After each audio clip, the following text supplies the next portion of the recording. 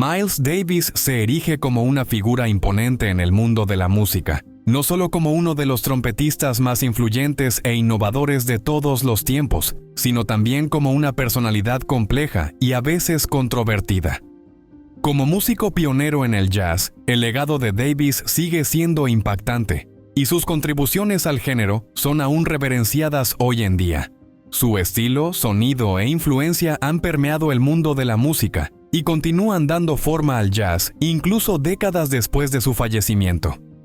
Sin embargo, en los últimos años, las conversaciones sobre su vida han sacado a la luz nuevos aspectos, revelando una historia más matizada del hombre detrás de la trompeta. Tras su muerte, algunos de los rumores e historias sobre Davis fueron confirmados por sus propios hijos, arrojando luz tanto sobre su genialidad como sobre las luchas que definieron su vida. Esta exploración profundiza en la vida temprana del ícono del jazz, su monumental carrera, sus batallas con el abuso de sustancias, su vida personal y los esfuerzos continuos de sus herederos por preservar y promover su vasto legado. Miles Dewey Davis Sess nació el 26 de mayo de 1926 en Alton, Illinois. La familia Davis residía a solo 15 millas al norte de St. Louis, Missouri, una región conocida por su vibrante escena musical, particularmente de jazz y blues. Davis fue el segundo de 3 hijos, con una hermana mayor llamada Dorothy May y un hermano menor llamado Vernon. Su padre, Miles Dewey Davis Jr., era un dentista exitoso, y su madre, Cleota May Henry, era profesora de música y violinista.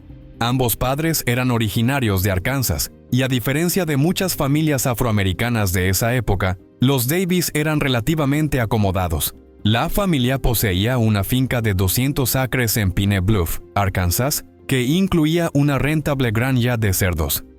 Cuando Miles era joven, él y sus hermanos visitaban con frecuencia la granja de sus abuelos, pasando los veranos montando a caballo, pescando y cazando.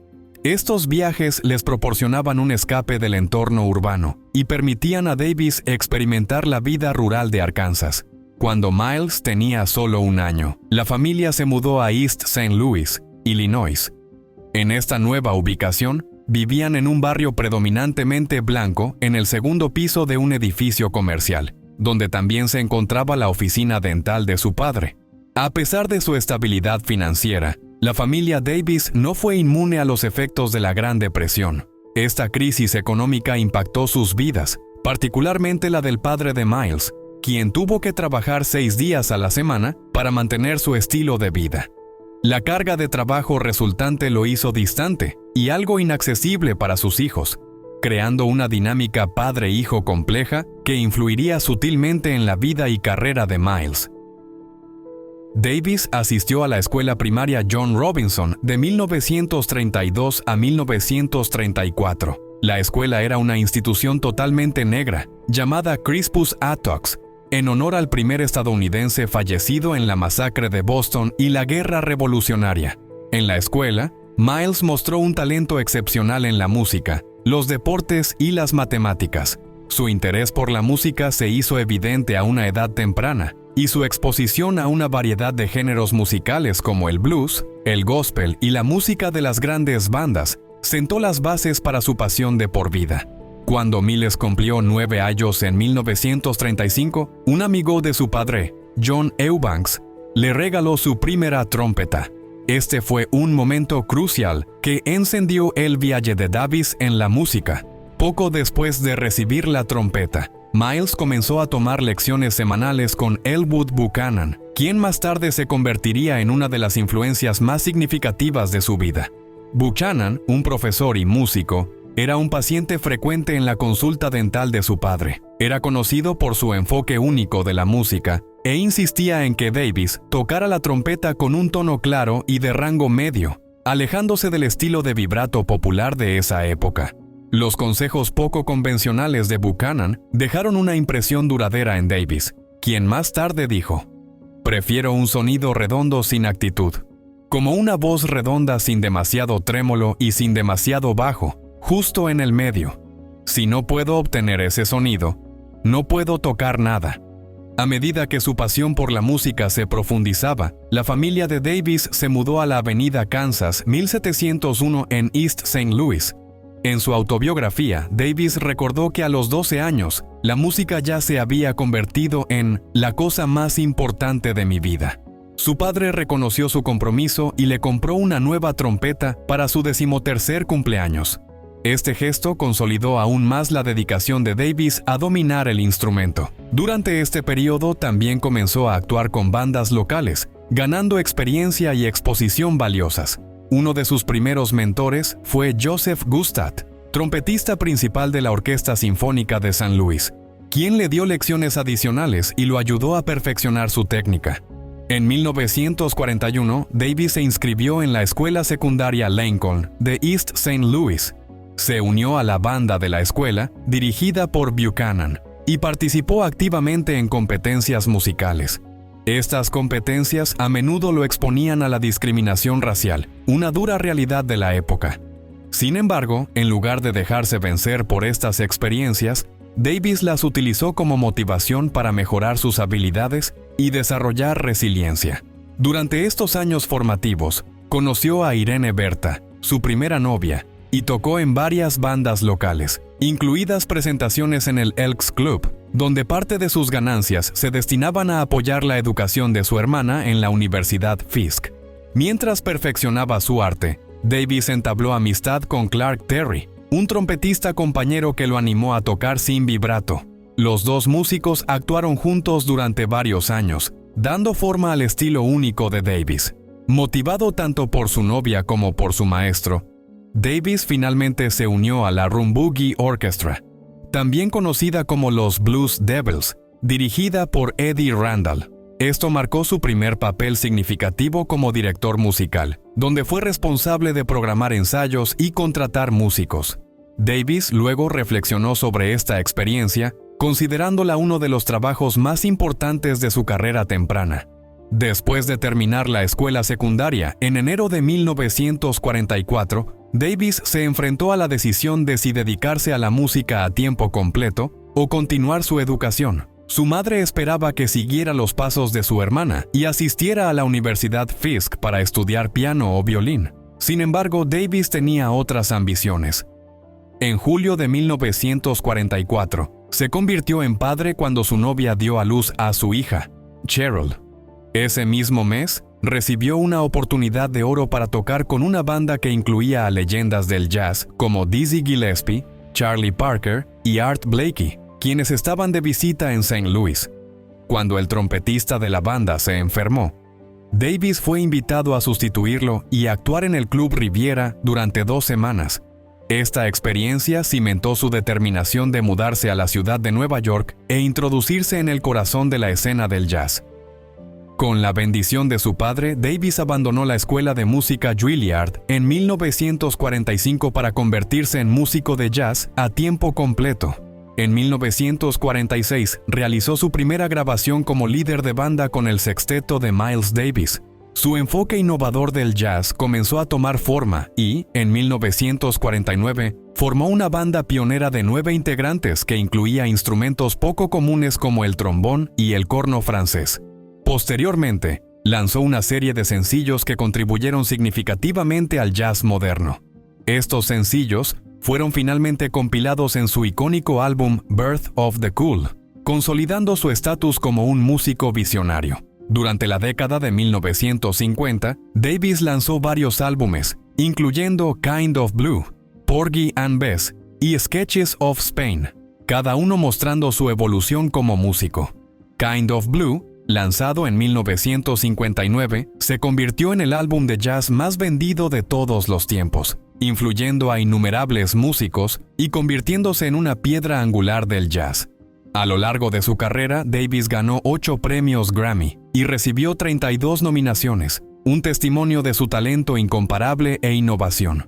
Algunos de sus galardones notables incluyeron Mejor Composición Original de Jazz por su álbum Sketches of Spain en 1960, Mejor Interpretación de Jazz, Grupo Grande o Solista con Grupo Grande en 1970 y Mejor Interpretación Instrumental de Jazz, Solista en 1982 por su álbum doble We Want Miles. En 1989 recibió tanto un premio Grammy a la mejor interpretación instrumental de jazz, Gran Banda, como un premio a la trayectoria. Su vitrina de trofeos siempre estuvo llena, reflejando su influencia duradera en la escena musical. Davis no se conformó con solo alcanzar el éxito doméstico. Aspiró a introducir el jazz a un público internacional más amplio. Hizo giras por Europa extensamente con su quinteto, cautivando al público y llevando la esencia del jazz a escenarios globales. Uno de sus conciertos más notables en Europa fue en el Festival de Jazz de París en 1949, un evento que consolidó aún más su reputación como un ícono internacional del jazz. Sin embargo, detrás de esta fachada de éxito, Davis enfrentó numerosos desafíos y luchas personales que darían forma a su vida y carrera. A pesar de su aparente éxito, la vida de Davis estuvo llena de dificultades. Creció en un entorno privilegiado, a diferencia de muchos niños afroamericanos de su época, pero el privilegio no lo protegió de dramas personales, controversias y experiencias trágicas. Después de regresar de París a mediados de 1949, Davis luchó contra la depresión y le resultó cada vez más difícil encontrar trabajo estable. Su única presentación durante ese periodo fue un breve compromiso con Bud Powell en octubre de 1949. A partir de entonces, Davis se encontró deambulando entre Nueva York, Detroit y Chicago, siempre atrasado con la renta y enfrentando intentos de embargar su automóvil. Durante este periodo tumultuoso, desarrolló una adicción a la heroína que impactaría significativamente su vida y carrera. Con apenas 24 años, Davis pronto se dio cuenta de que estaba perdiendo el control de su vida. Su abuso de sustancias lo llevó a un comportamiento errático y a relaciones tensas. En 1950, su novia Irene Cawthon dio a luz a su hijo, Miles IV, lo que aumentó sus responsabilidades. Por ese tiempo se hizo amigo del famoso boxeador Johnny Bratton y desarrolló un interés por el deporte. Sin embargo, su adicción y su estilo de vida errático hicieron difícil que pudiera mantener la estabilidad. En un intento por escapar de su vida caótica, Davis dejó a su familia al cuidado de su amiga cantante de jazz Betty Carter y se fue de gira con Billie Holiday y Billy Eckstine. Sin embargo, la gira tomó un giro oscuro cuando fue arrestado en Los Ángeles por posesión de sustancias ilegales. Su arresto fue reportado por la revista Downbeat, lo que dañó aún más su ya frágil reputación. Aunque fue absuelto semanas después, el episodio afectó negativamente su carrera. A principios de la década de 1950, Davis estaba experimentando con el registro medio de la trompeta y explorando diferentes ritmos y armonías, a pesar de su creciente adicción. En enero de 1951, su suerte pareció mejorar cuando firmó un contrato de 1 año con Prestige Records. Sin embargo, sus ganancias de las sesiones de grabación se destinaron principalmente a financiar su adicción a la heroína. Su forma de tocar comenzó a deteriorarse. Y en 1953, su adicción se hizo de conocimiento público, cuando concedió una entrevista a Cab Calloway para la revista Downbeat. Sintiéndose traicionado por Calloway, Davis regresó a St. Louis para vivir con su padre en un esfuerzo por desintoxicarse. Finalmente, Davis se mudó a Detroit, donde permaneció 6 meses, alejándose de las tentaciones de la ciudad de Nueva York. A pesar de sus mejores esfuerzos, recayó y volvió a consumir sustancias mientras estaba en Detroit. No obstante, logró continuar tocando, actuando en el Blue Bird Club con Tommy Flanagan y Elvin Jones como parte de la banda de la casa de Billy Mitchell. Este periodo marcó una lenta pero constante recuperación para Davis, quien finalmente superó su adicción. En febrero de 1954, regresó a Nueva York sintiéndose física y mentalmente rejuvenecido. Se inscribió en un gimnasio para fortalecer su cuerpo y se preparó para reanudar las grabaciones con un quinteto. Sus esfuerzos culminaron en el lanzamiento de 2 álbumes, Miles Davis Quartet y Miles Davis Volper II, que él consideró cruciales para su carrera. Estas grabaciones mostraron su nuevo enfoque del jazz, que era a la vez sofisticado e introspectivo. Sin embargo, las tragedias personales y los desafíos que enfrentó dejaron una marca imborrable en su vida. y moldearon la música que crearía en los años siguientes. La lucha de Davis contra la adicción no fue su único revés. En octubre de 1955, se sometió a una cirugía para extirpar pólipos de su laringe. Ignorando las órdenes de los médicos de permanecer en silencio durante su recuperación, Davis discutió con un miembro del personal, dañando permanentemente sus cuerdas vocales. Desde ese momento, habló con una voz ronca, una característica que se sumó a su misteriosa personalidad pública y le valió el apodo de Príncipe de las Tinieblas. En 1972, Davis lanzó On the Corner, un álbum que se convertiría en una de las obras más controvertidas y polarizantes en la historia del jazz. Los críticos lo destrozaron, algunos calificándolo como un insulto a la inteligencia de las personas. Sin embargo, décadas más tarde, el álbum fue reevaluado y elogiado por su enfoque innovador. Músicos como Jamie Morrison de The Noisettes y el artista electrónico DJ Spooky citaron On the Corner como una influencia significativa en su trabajo. Davis también sufrió una grave lesión personal en 1965, cuando cayó por las escaleras de su apartamento en Nueva York, fracturándose la cadera. Este accidente, junto con sus problemas de salud en curso, marcó otro punto de inflexión en su vida, sumándose a la serie de desafíos que tuvo que soportar. La vida personal de Davis fue tan turbulenta como su carrera. En 1957, inició una relación con Frances Taylor, una bailarina a la que había conocido 4 años antes en Los Ángeles. La pareja se casó en diciembre de 1959, pero su unión estuvo marcada por numerosos incidentes de violencia doméstica. Davis más tarde expresó arrepentimiento por sus acciones, atribuyendo su comportamiento a los celos y a sus propios demonios internos. Para 1963, su comportamiento empeoró a medida que aumentaba su consumo de sustancias para sobrellevar el dolor causado por su anemia de células falciformes. En 1966, Taylor dejó a Davis y la pareja se divorció 2 años después. Poco después, se casó con Betty Mabry, una modelo y compositora de 23 años. Aunque su matrimonio fue breve, Mabry introdujo a Davis al rock, el soul y la música funk, influyendo significativamente en su dirección musical. Sin embargo, las acusaciones de infidelidad de Davis y su naturaleza temperamental llevaron a la ruptura del matrimonio. Sus relaciones posteriores fueron igualmente turbulentas, caracterizadas por la pasión, la creatividad y el conflicto. Tras la muerte de Davis en 1991, sus hijos, incluida su hija Cheryl y su hijo Aaron, así como su sobrino Vince Wilburn Jr., asumieron la responsabilidad de gestionar su legado. En los últimos años, han confirmado algunos de los rumores de larga data sobre su padre, incluidos sus problemas con el abuso de sustancias y el impacto que tuvo en su vida y carrera. Sus esfuerzos se centran en mantener y promover el alto valor del nombre de Davis, introduciendo su trabajo a nuevas generaciones y manteniendo su música relevante en un panorama cultural en constante cambio. A pesar de las controversias y las dificultades que marcaron su vida, Miles Davis sigue siendo una figura monumental en la historia del jazz. Su enfoque innovador de la música, su disposición a experimentar y su rechazo a conformarse con los límites tradicionales han dejado un legado imborrable. Sus herederos continúan trabajando incansablemente para preservar y celebrar sus contribuciones, asegurando que su historia y su música perduren para las generaciones venideras. En palabras de Rolling Stone, Miles Davis fue el trompetista de jazz más reverenciado de todos los tiempos, por no mencionar uno de los músicos más importantes del siglo XX.